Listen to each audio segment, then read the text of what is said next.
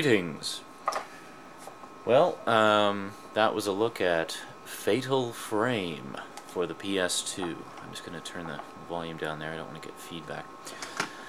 Yeah, so I hope you liked that. I just wanted to come on here briefly and let you know that when I originally recorded the Fatal Frame segment, I actually recorded about 2 hours worth of the game. And I thought, you know, that's... I mean, it's a great game and all, but that's a little much. So that's going to be the Fatal Frame segment, what you just saw. And that's it. So you're going to hear me in the next segment. I think I go on and on and on about the game. So I'll probably be referring to sections of the game that you haven't seen. So I guess just disregard that or whatever. I think I go on for a while, so you'll probably be able to pick up the information anyway. But yeah, so that was Fatal Frame. Hope you enjoyed that. I'm not going to talk about it much now because I talk about it a lot in the next segment. This segment of Video Letters to Jason Update brought to you by Doritos Extreme Kickin' Chili, loaded with intense flavor.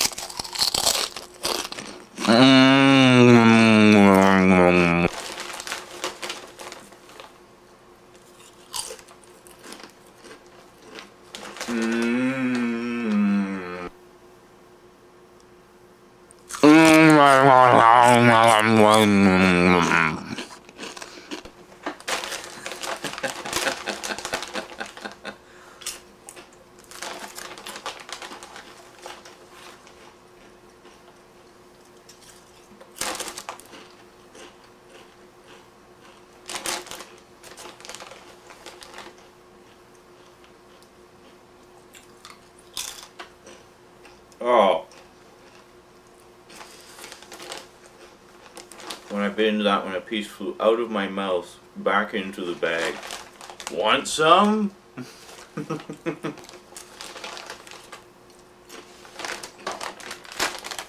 Delicious. So that's one of Doritos' new flavors. And a bag can be yours for only $3.59 at 7 or at Max.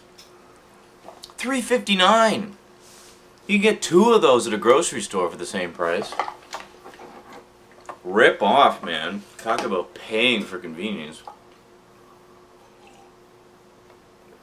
Ugh. Coffee, of course.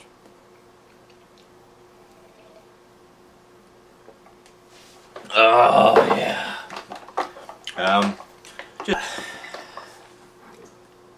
Just had to get a refill. I like lots of cream in my coffee.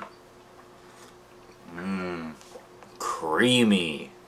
So yeah, so at the end of, well, the majority of tape 1 there, you saw a pretty good look at Fatal Frame.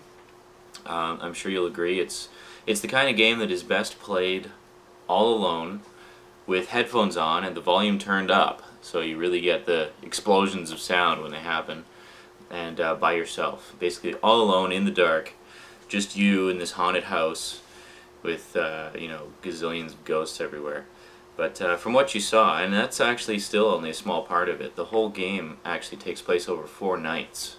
So you didn't even see to the end. You saw pretty close to the end of the first night, but not quite.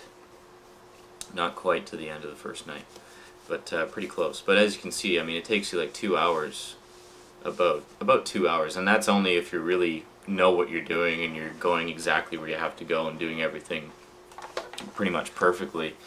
It'll take you about 2 hours to do each night. So the whole thing, the last night is actually a lot shorter. There's not as much stuff to do. It's basically just wrapping up the story, going off, fighting the big boss at the end. Yeah, the last night is much more story-driven than puzzle-driven. The first 3 nights, there's a lot more in terms of puzzles and you know, uncovering pieces of the mystery and stuff like that. And it's It's quite interesting. It's a very, very unique game and very entertaining. I really enjoyed it. It's about $40. I definitely got my $40 worth out of it for the hours of gameplay. And when you finish the game, it unlocks a bunch of cool stuff too. Like I was telling you how you can keep all the upgrades that you put into your camera from your previous game in your new game. So you can have you can start a new game from the beginning with your fully loaded, fully upgraded camera and just kick ass. Well, you saw some of the first few ghosts there, they were no challenge at all. I'd kill them in one shot, you know, with the weakest film. So the other thing it unlocks is what they call the battle mode, which is basically 20 levels of, it just picks a room, sticks you in a room with a ghost, and you just have to fight the ghost. And it's to, I guess, to perfect your fighting skills, like how to fight with the camera.